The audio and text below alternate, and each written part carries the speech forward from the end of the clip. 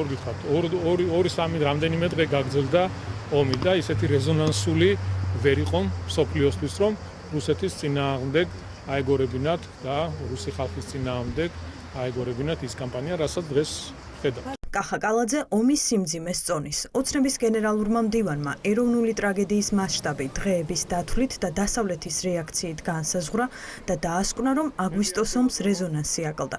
2008 წლის მოვლენებიდან 18 წლის თავზე კალაძე მედიასთან ჩნდება და რუსეთის ნაცვლად უმეტეს დროს ოპოზიციის და პარტნიორების კრიტიკას უთმობს.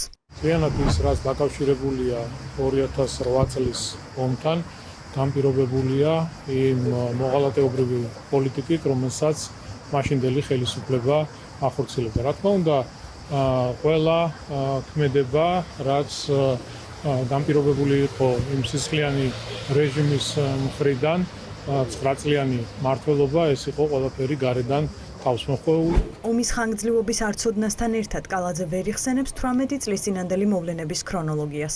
ვერ გვეუბნება, როგორ დაიწყო 2008 წლის აგვისტო და ამტკიცებს, რომ ამას თქმაც არ სჭირდება. ქრონოლოგია რომ გაიხსენოს, იმის თქმაც მოუწევს, რომ საქართველოს წინააღმდეგ სამხედრო ინტერვენცია რუსეთის რეგულარულმა არმიამ განახორციელა, თუმცა ეს ოცნების დღის წესრიგს ცდება.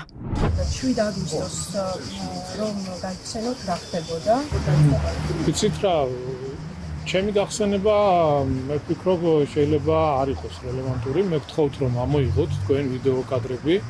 კონკრეტული ფაქტ-მტკიცებულებები არსებობს ამ ყველაფერთან დაკავშირებით. რა შეიძლება ვინ რას კომენტარს გააკეთებს, მე რას ვიტყვი, ან კონკრეტული ადამიანი რას იტყვის. რაც მოძრაობაზე არ გეკითხებით, რუსეთზე გეკითხებით, ქრონოლოგია რო გაიხსენოთ მეთქი 7 აგვისტოს უკვე რა ხდებოდა რუსეთის მხრიდან. კიდევ ერთხელ მეორე, არ არის აუცილებელი ვინმე კონკრეტულმა ადამიანმა გააკეთოს ამაზე განმარტება.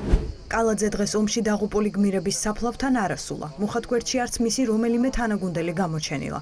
ომის 18 წლის თავზე ჯარისკაცების ხსოვნას პატივი ოპოზიციურმა პარტიებმა მიაგეს.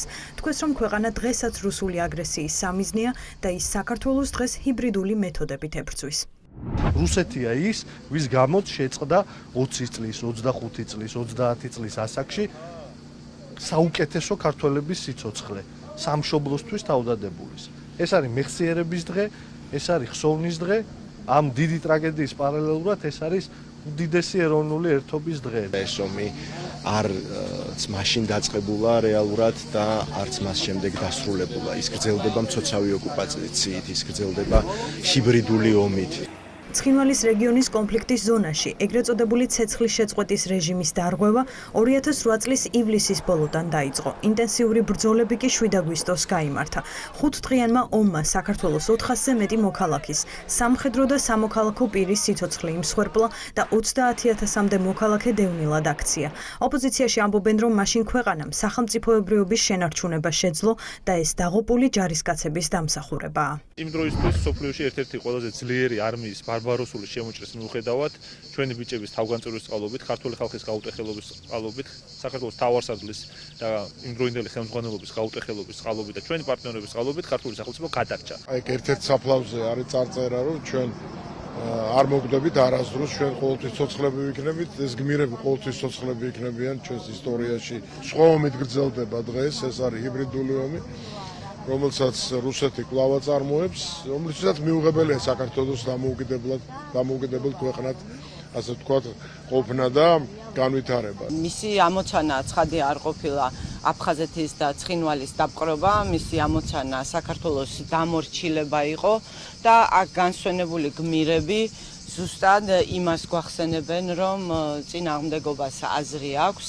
მუხათგვერდის ძმათა სასაფლაოზე პატივის მისაგებად ასული პოლიტიკოსები 18 წლის წინანდელი მოვლენების შეფასებისას გვერდს ვერ უვლიან დღევანდელ რეალობას. ომი უკვე წლებია პარტიულ-პოლიტიკური დავის საგანია და მას ყოველჯერზე ქართული ოცნება აქტიურებს. წელს ივანიშვილის პარტიამ განცხადებები არ იკმარა და ამ თემაზე საერთაშორისო სასამართლოს მიერ დადგენილი ფაქტის რევიზია დაიწყო საგამოძიებო კომისიით პარლამენტის შენობაში. ერთად ვფიქრობდეთ და ვდაობდეთ და ვკამათობდეთ და ვსჯელობდეთ იმასთან დაკავშირებით, თუ როგორ ავიცილოთ თავიდან ცოცხალი ოკუპაცია, თუ როგორ ავიცილოთ თავიდან ანექსია და თუ როგორ არ შევეგუოთ ოკუპაციას და დავიცვათ ჩვენი ქვეყნის ტერიტორიული მთლიანობა. აგვისტოს ომის 18 წლის თავზე კვლავ უცვლელია საერთაშორისო საზოგადოების მოწოდება. რუსეთმა შეასრულოს 2008 წლის ცეცხლის შეწყვეტის შეთანხმებით ნაკისრი ვალდებულებები. სუვერენიტეტის მხარდამჭერი განცხადებები თითქმის ყველა სახელმწიფომ დღეს გაავრცელა. პირველი ამერიკის საელჩო იყო.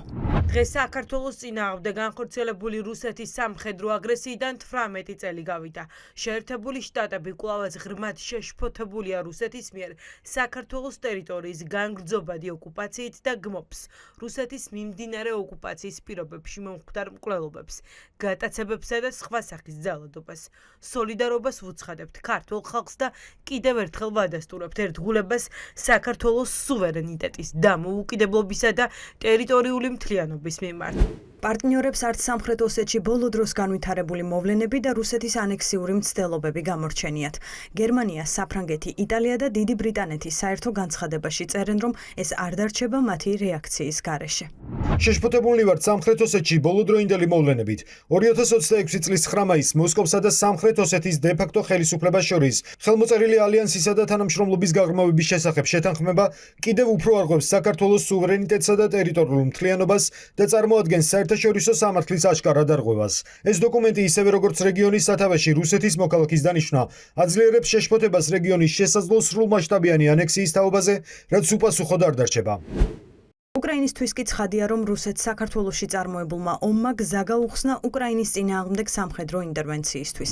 სამყარო თანხმდება, რომ რუსეთი აგრესორია. ქართული ოცნება კი საქართველოში ანტირუსულ განწყობებს ხელოვნურად გაღვივებულს უწოდებს და ამ განწყობას რუსოფობიად ნათლავს. ზუსტად ისე, როგორც ამას პუტინის რუსეთი ამბობს. როდესაც ჩვენ ვხედავთ, რომ წარმოჩინება პატრიოტიზმის და სუვერენიტეტის დაცვის არის გარკვეულწილად დემონიზირებული და იმ შეთქმულების და კონსპირაციების თეორიებით გამყარებული, რომელიც მხოლოდ და მხოლოდ კრემლის ინტერესია რუსოფობიას გულისხმობ, ეს კიდევ ერთხელ აჩვენებს იმას, თუ ვის ინტერესებს ემსახურება დღევანდელი მოქმედი მმართველი პარტია. ეხლა მიმდინარეობს, ესე იგი, პროპაგანდისტული ომი ჩვენი ტვინების ოკუპაციისათვის და ამ პროპაგანდისტულ ომში ესენი არიან რაშიზმის, ანუ ფაშიზმის მხარეს.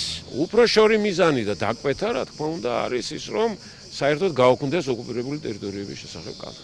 სახელისუფლებო პარტიის წარმომადგენლების გვერდები სოციალურ ქსელში ომს ხვალ შეიმჩნევს. აგვისტოს მოვლენებს ოცნებაში 8 აგვისტოს იხსენებენ.